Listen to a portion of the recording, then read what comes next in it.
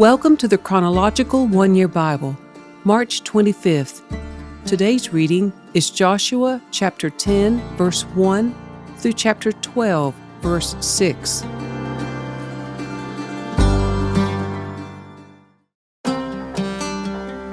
Adoni-Zedek, king of Jerusalem, heard that Joshua had captured and completely destroyed Ai and killed its king, just as he had destroyed the town of Jericho and killed its king.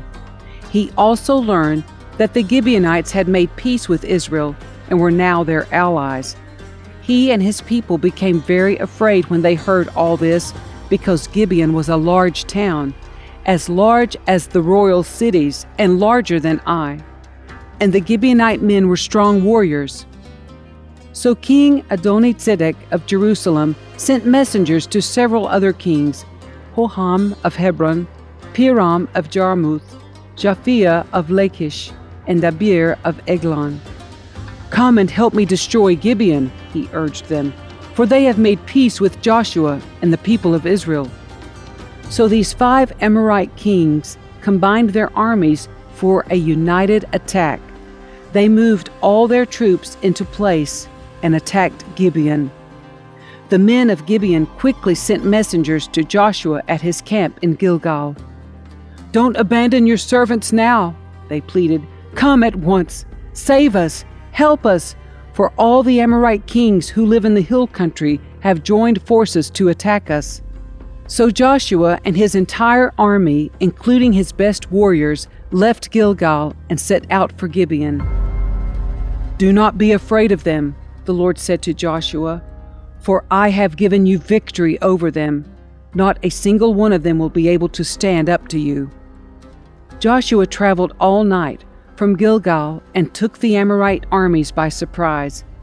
The Lord threw them into a panic, and the Israelites slaughtered great numbers of them at Gibeon. Then the Israelites chased the enemy along the road to Beth-horon, killing them all along the way to Azekah and Makkedah.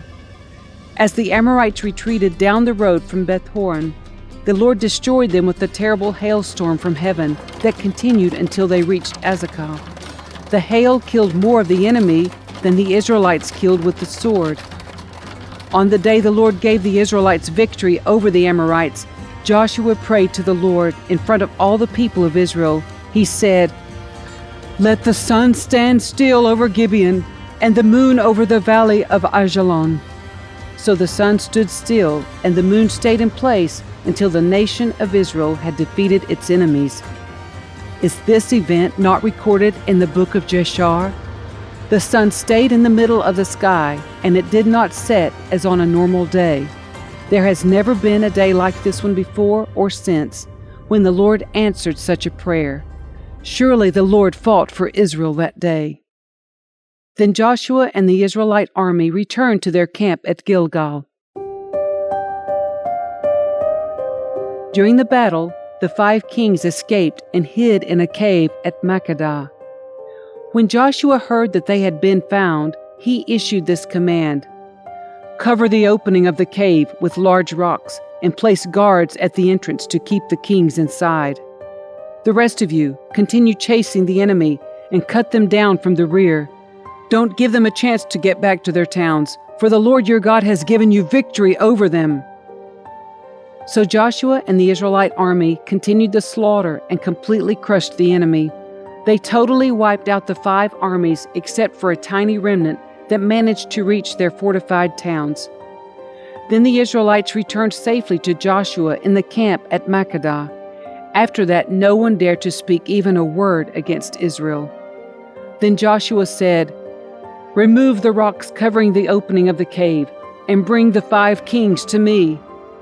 So they brought the 5 kings out of the cave, the kings of Jerusalem, Hebron, Jarmuth, Lachish, and Eglon.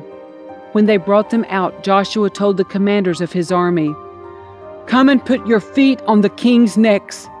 And they did as they were told. "Don't ever be afraid or discouraged," Joshua told his men.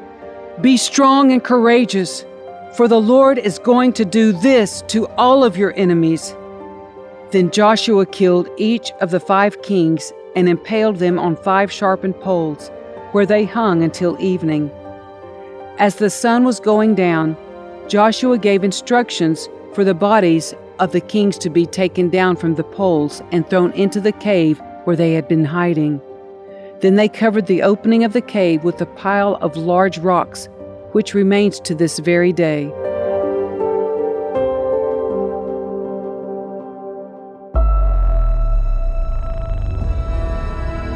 That same day, Joshua captured and destroyed the town of Makkedah. He killed everyone in it, including the king, leaving no survivors. He destroyed them all, and he killed the king of Makkedah as he had killed the king of Jericho. Then Joshua and all the Israelites went to Libnah and attacked it. There too the Lord gave them the town and its king. He killed everyone in it, leaving no survivors. Then Joshua killed the king of Libnah as he had killed the king of Jericho. From Libnah, Joshua and the Israelites went to Lachish and attacked it. Here again the Lord gave them Lachish. Joshua took it on the second day and killed everyone in it, just as he had done at Libnah. During the attack on Lachish, King Horam of Gezer arrived with his army to help defend the town, but Joshua's men killed him and his army, leaving no survivors. Then Joshua and the Israelite army went on to Eglon and attacked it. They captured it that day and killed everyone in it. He completely destroyed everyone, just as he had done at Lachish. From Eglon, Joshua and the Israelite army went up to Hebron and attacked it. They captured the town and killed everyone in it, including its king, leaving no survivors. They did the same thing to all of its surrounding villages, and just as he had done at Eglon, he completely destroyed the entire population. Then Joshua and the Israelites turned back and attacked Debir. He captured the town, its king, and all its surrounding villages. He completely destroyed everyone in it, leaving no survivors. He did to Debir and its king just what he had done to Hebron and to Libnah and its king. So Joshua conquered the whole region, the kings and people of the hill country, the Negev, the western foothills, and the mountain slopes. He completely destroyed everyone in the land, leaving no survivors, just as the Lord, the God of Israel, had commanded. Joshua slaughtered them from Kadesh Barnea to Gaza, and from the region around the town of Goshen up to Gibeon. Joshua conquered all these kings and their land in a single campaign, for the Lord, the God of Israel, was fighting for his people. Then Joshua and the Israelite army returned to their camp at Gilgal.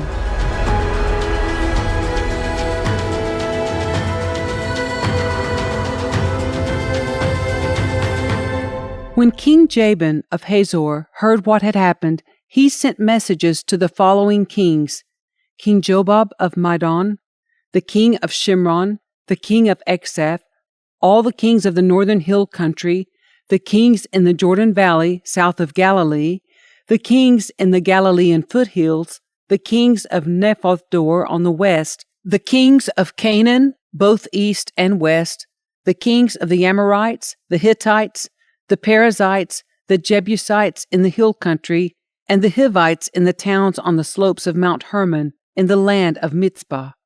All these kings came out to fight. Their combined armies formed a vast horde, and with all their horses and chariots, they covered the landscape like the sand on the seashore. The kings joined forces and established their camp around the water near Merom to fight against Israel. Then the Lord said to Joshua, "Do not be afraid of them. By this time tomorrow I will hand all of them over to Israel as dead men. Then you must cripple their horses and burn their chariots." So Joshua and all his fighting men traveled to the water near Merom and attacked suddenly. And the Lord gave them victory over their enemies. The Israelites chased them as far as Greater Sidon and Mizrephoth-Maim, and eastward into the valley of Mitzpah, until not one enemy warrior was left alive. Then Joshua crippled the horses and burned all the chariots, as the Lord had instructed. Joshua then turned back and captured Hazor and killed its king. Hazor had at one time been the capital of all these kingdoms. The Israelites completely destroyed every living thing in the city, leaving no survivors. Not a single person was spared. And then Joshua burned the city. Joshua slaughtered all the other kings and their people, completely destroying them, just as Moses, the servant of the Lord, had commanded. But the Israelites did not burn any of the towns built on mounds except Hazor, which Joshua burned. And the Israelites took all the plunder and livestock of the ravaged towns for themselves, but they killed all the people, leaving no survivors. As the Lord had commanded his servant Moses, so Moses commanded Joshua, and Joshua did as he was told, carefully obeying all the commands that the Lord had given to Moses.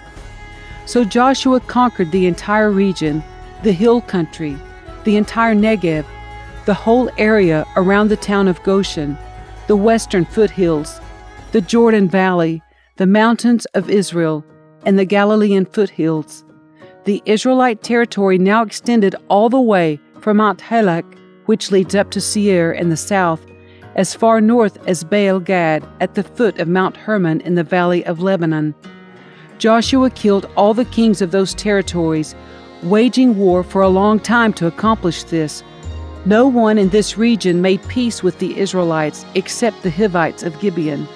All the others were defeated, for the Lord hardened their hearts and caused them to fight the Israelites. So they were completely destroyed without mercy, as the Lord had commanded Moses. During this period, Joshua destroyed all the descendants of Anak, who lived in the hill country of Hebron, Debir, Anab, and the entire hill country of Judah and Israel. He killed them all and completely destroyed their towns. None of the descendants of Anak were left in all the land of Israel, though some still remained in Gaza, Gath, and Ashdod. So Joshua took control of the entire land, just as the Lord had instructed Moses. He gave it to the people of Israel as their special possession, dividing the land among the tribes. So the land finally had rest from war. These are the kings east of the Jordan River who had been killed by the Israelites and whose land was taken.